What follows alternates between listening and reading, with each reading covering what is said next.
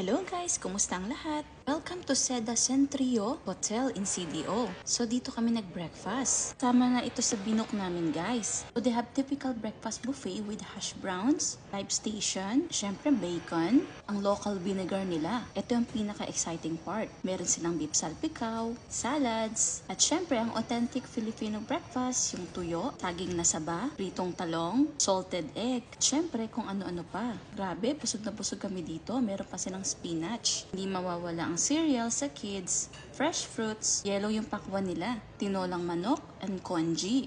Syempre, meron din silang bread station, and different flavors of jams, waffles, and French toast.